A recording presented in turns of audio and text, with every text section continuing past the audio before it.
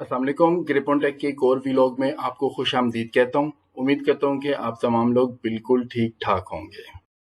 जैसा कि आपको पता है कि हमारी बेरिंग लाइफ साइकिल की एक सीरीज चल रही है और इस सीरीज का आज पार्ट 3 है। लोग क्या कुछ डिस्कस करने वाले हैं। हमारा ये सफ़र चला था बाया बेरिंग से। बेरिंग ग्रिप ऑन टेक के बेरिंग लाइफ साइकिल का ये हमारी जो जर्नी स्टार्ट हुई थी वो बाया बेरिंग से स्टार्ट हुई थी कि हम लोगों ने बेरिंग को ख़रीदना कैसे है। देन हम लोग माउंटिंग के ऊपर गए एंड आज हम लोगों ने अलाइनमेंट को डिस्कस करना है। को एक ओवरऑल एक हाइलाइट्स दे देता हूँ कि हम लोगों ने पिछले पार्ट 1 और पार्ट 2 में क्या-क्या डिस्कस किया था।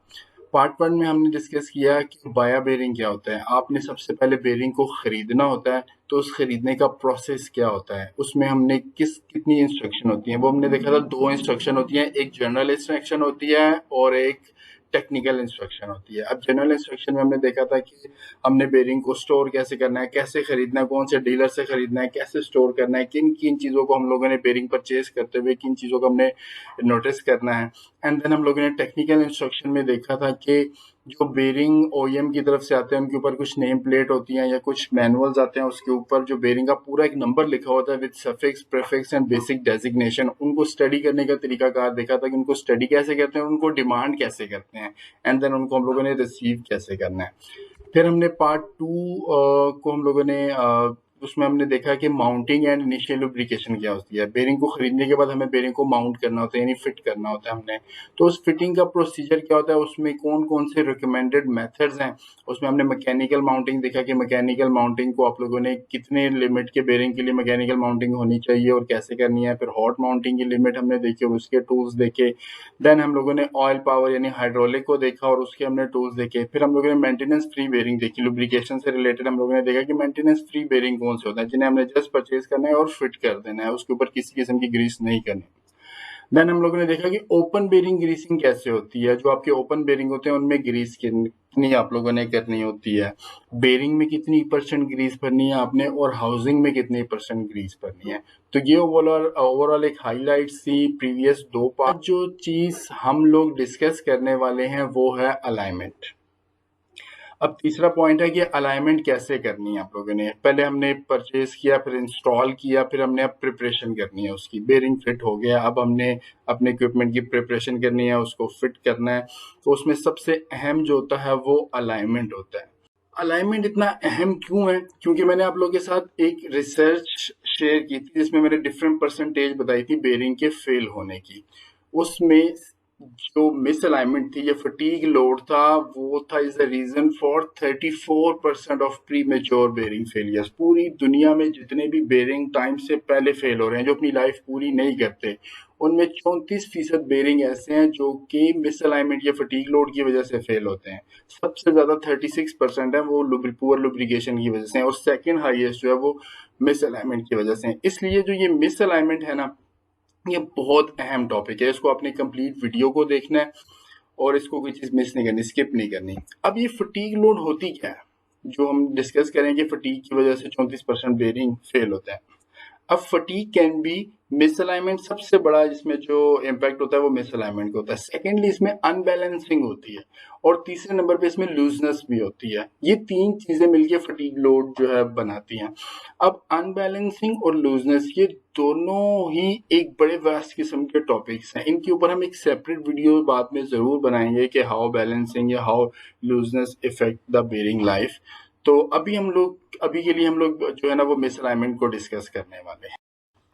अब मिसअलाइनमेंट में आगे फर्दर 2 टाइप्स होती हैं। एक शाफ्ट की अलाइनमेंट होती है और एक पुली अलाइनमेंट होती है। यानी आपकी एक मोटर है वो कपल्ड होती है किसी पंप के साथ या गियर बॉक्स के साथ, तो वो आपकी शाफ्ट अलाइनमेंट होती है।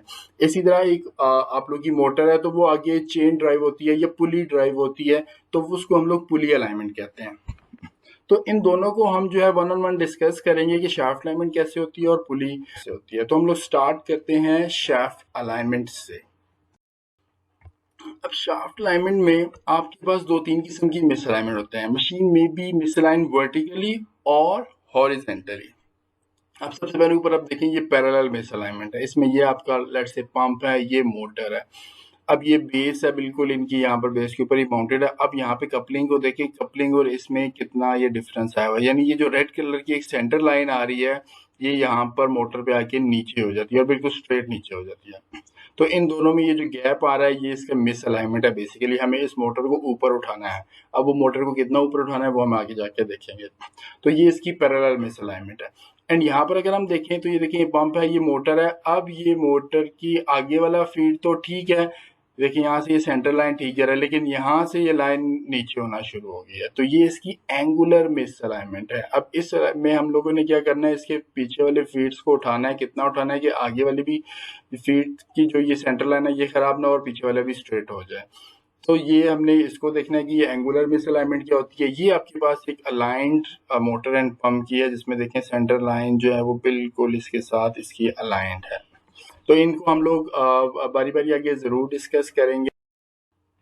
अब ये देखें शाफ्ट अलाइनमेंट। अब जो शाफ्ट अलाइनमेंट है वो इतना एक ज़रूरी, इतना एक अहम टॉपिक है और हम इंडस्ट्रीज़ में इसको अलाइन करने के लिए क्या क्या तरीक़ेकार इस्तेमाल करते हैं। सबसे पहले अगर आप देखें शाफ्ट अलाइनमेंट के लिए जो बहुत ज़्यादा यूज़ होने वाला, जनरल इंडस्ट्री में बहुत ज़्यादा यूज़ होता है वो होता है ये स्ट्रेट एज का मेथड, कि हम कोई भी चीज़ लेके ना ऊपर कपलिंग और उसके ऊपर हम यहाँ पे रखते हैं और देखते हैं उसमें गैप कितना है। अब इसके ऊपर हम लोगों ने कंप्लीट एक एनालिसिस किया कि ये कितना एक्यूरेट होता है। तो एक्यूरेसी वाइज ये बिल्कुल भी एक्यूरेट नहीं होता, क्योंकि कपलिंग से आपको आइडिया नहीं होता। आपकी एंगुलर मिसअलाइनमेंट भी है, आपकी पैरेलल मिसअलाइनमेंट भी है। तो आपको कैसे पता चलेगा कि आपके वो फीड जो है वो इतना ऊपर आ चुका है या नहीं आया है, एक फीड हो चुका है या दूसरा फीड हो चुका है। तो एक्यूरेसी वाइज जो है ना ये बिल्कुल नॉन रिकमेंडेड तरीके का है। स्पीड हाँ इसमें होता है कि आप क्विकली आपने ऊपर से रखा और उसको चेक कर लिया। एंड ईज भी इसमें बहुत है कि आपने कोई भी स्ट्रेट एज, कोई भी चाबी पाना, कोई भी चीज़ उठा के ऊपर रख दी तो बहुत इजीली आप इसको परफॉर्म कर सकते हैं। तो स्पीड एंड ईज में तो इसको डबल यहाँ पे चेक दिए हुए हैं, लेकिन एक्यूरेसी बिल्कुल इसमें नहीं होती। देन सेकंड नंबर पे आ जाता है आपका डायल इंडिकेटर मेथड। अब ये डायल इंडिकेटर मेथड में एक्यूरेसी, बिल्कुल इसमें एक्यूरेसी आपको मिल जाती है डायल इंडिकेटर में। लेकिन अगर आप स्पीड और ईज देखें, स्पीड बिल्कुल भी नहीं है, क्योंकि ये बहुत ही एक टाइम टेकिंग तरीकेकार है। इसको फिक्स करना, इसको लगाना, इससे रीडिंग लेना और इस रीडिंग को नोट डाउन करना, फिर दूसरी रीडिंग लेना, ये बहुत ही जो है ना एक टाइम टेकिंग तरीकेकार है। एंड ईज में ये बिल्कुल भी इजी नहीं है। मेरे आप जैसा बंदा इसको नहीं कर सकेगा। डायल इंडिकेटर को यूज करने के लिए बड़े स्पेशलाइज किस्म के जो बड़े पुराने बाबे होते हैं ना इंडस्ट्रीज में, वो आमतौर पर डायल इंडिकेटर यूज कर रहे होते हैं। आम लोग इसको बहुत बहुत ही मुश्किल से यूज करते हैं। अगर मेरे जैसा कोई बंदा यूज करे तो वो इसमें काफी सारी मिस्टेक कर सकता है। तो फिर हमें करनी कैसे चाहिए शाफ्ट अलाइनमेंट? शाफ्ट अलाइनमेंट जो है ना वो आपकी should be done quickly and accurately. Quick होनी चाहिए, बहुत ज़्यादा टाइम नहीं लगना चाहिए, और एक्यूरेट होनी चाहिए। उसके लिए देखें ये लेज़र टेक्नोलॉजी आजकल ओवरऑल हर इंडस्ट्री में ये लेज़र ही लग रही है। अगर आप ऑटोमोटिव में भी देख लें, अगर आप अपनी गाड़ियां अलाइन करवाने जाते हैं तो आपको लेज़र अलाइनमेंट के थ्रू ही आपकी व्हील अलाइनमेंट की जाती है। इसी तरह इंडस्ट्री में भी लेज़र अलाइनमेंट होती है। कपलिंग है, कपलिंग के साथ इस तरह के दो फिक्सर लगा दिए जाते हैं। एक स्टैटिक साइड पे, एस वाला फिक्सर स्टैटिक साइड पे लगा दिया जाता है, एम वाला फिक्सर मूवेबल साइड पे लगा दिया जाता है, जिसपे आपने शिम्स वगैरह रखनी है, जिसको आपने मूव करना है और लेजर के साथ अपने इसको अलाइन करना है। इसमें एक्यूरेसी बिल्कुल ये हाईली एक्यूरेट होता है, 0 ऑलमोस्ट, विद इन इसकी अपनी टॉलरेंस रेंजेस होती हैं उसके अंदर ही ये ले जाता है। देन इसमें स्पीड है, स्पीड बिल्कुल इसमें है। एक दो दफ़ा जब आप ट्रेनिंग ले लेते हैं उसकी, तो फिर यह है कि आप इसको quickly with in 4 to 5 minute आप इसकी फिक्सिंग और इसको डाटा आप लोगों ने दे देना होता है, वो दे देते हैं, और उसके बाद 5-7 मिनट के अंदर अंदर आप इसकी जो है ना वो शिम्स वगैरह रख देते हैं। देन ईज इसमें बहुत ईजी है। इसमें जस्ट 2 फिक्सर आपने लगाने हैं, और अगर कोई बंदा पढ़ा लिखा नहीं भी है तो ये प्रॉपर आपको कलर कोडिंग के साथ गाइड भी कर रहे होते हैं। यानी आप इसको लाजमी है कि वो पढ़ा लिखा बंदा ही करेगा, अगर कोई पढ़ा लिखा नहीं भी है वो भी इससे ईजीली अलाइनमेंट कर सकता है। अब हमने करनी कैसे है ये शाफ्ट अलाइनमेंट? इसके लिए अपने अलाइनमेंट्स टूल अवेलेबल हैं। अब देखें इस तरह के 2 फिक्सचर्स होते हैं, इसमें ये था कि ये दोनों ही इमिटर होते हैं और दोनों ही रिसीवर होते हैं, यानी एक यहाँ से लेज़र इमिट करेगा, इसके बाद जाएगी, ये लेज़र यहाँ से इमिट करेगा, ये रिसीव करेगा। इसका अपना एक प्रोसीजर होता है, इस तरीके से टोटल सेल्फ गाइडिंग होता है, कलर कोडिंग से। ये देखिए यहाँ पे मोटर वो बता रहा है कि मोटर रेड है, यानी मोटर आपकी अलाइनमेंट आउट है। तो इस तरह ये सेल्फ गाइडिंग होता है, पूरा आपको गाइड कर रहा होता है कि आपने कहाँ शिम देनी है, कितनी मिलीमीटर की शिम देनी है। अगर आपने शिम उसको दे भी दी है, रख भी दी है वहाँ पर, तो वो शिम अगर आपने ठीक नहीं रखी तब भी ये आपको बता देगा कि नहीं, अभी शिम आपका साइज ठीक नहीं था, आप एक्यूरेट साइज की शिम इसके साथ रखो। तो बहुत ही ज़बरदस्त किस्म के टूल होते हैं, आप किसी मार्केट से ले सकते हैं इजीली अपनी अलाइनमेंट्स की कॉस्ट को कम करने के लिए, और उसकी वजह से जो फेलियर हो रहे हैं उसको कम करने के लिए आप अलाइनमेंट टूल परचेज कर सकते हैं। सेकंड नंबर पे है बेल्ट अलाइनमेंट। बेल्ट अलाइनमेंट में मैंने आपको बताया था कि हमारी जितनी भी पुलीज होती हैं या आपकी स्प्रॉकेट्स होती हैं, वो सारी आपकी बेल्ट अलाइनमेंट में आ रही होती हैं। अभी देखें, सबसे पहले आप ये पुली है और एक ये पुली है, ये वर्टिकल एंगल मिस अलाइनमेंट है, इसमें इसको यहाँ पे बिल्कुल स्ट्रेट होना चाहिए था, तो ये इस यहाँ से एंगुलर भी है और पैरेलल भी है। फिर सेकंड नंबर पे अगर हम देखें बी को, तो बी क्या हॉरिजॉन्टल एंगल मिस अलाइनमेंट है। अभी देखिए ये और ये इसमें हॉरिजॉन्टली मिस अलाइनमेंट है। अगर हम सी को देखें तो पैरेलल मिस अलाइनमेंट है, ये ऊपर है और ये स्ट्रेट उसके साथ नीचे आई हुई है। आपने इसको इधर मूव करना है, कितना मूव करना है वो आगे आपको मैम हम डिस्कस कर लेंगे इसको। यहाँ पर आपने ये देखिए बिल्कुल स्ट्रेट है। ये अपने बेल्ट अलाइनमेंट टूल्स होते हैं, जनरल टूल्स भी होते हैं, ये बिल्कुल इमिटर है और ये इसमें यहाँ पे इसकी डिफरेंट कोडिंग हुई हुई होती है, आप उससे कर सकते हैं। और यहाँ पे ये देखें, ये बहुत ही ज़बरदस्त किस्म का टूल है जो आपको बताता है कि कितने मिलीमीटर आउट है, कितना आपने मूव करना है। इसको कलर्स के साथ बता रहा होता है कि या अब ये ग्रीन रेंज में आ गया, यानी अब ठीक है, रेड है या येलो है। तो आप इस किस्म के कोई भी टूल्स इसके लिए ईजिली परचेज कर सकते हैं। Well, thank you very much for watching my video. उम्मीद करता हूँ कि आज का सेशन आपके लिए सेशन जो है वो इंफॉर्मेटिव रहा होगा।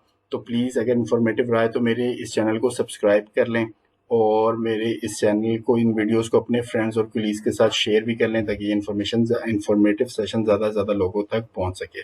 Thank you very much. Next vlog में आपके साथ मुलाकात होगी। अपना ख्याल रखिएगा। अल्लाह।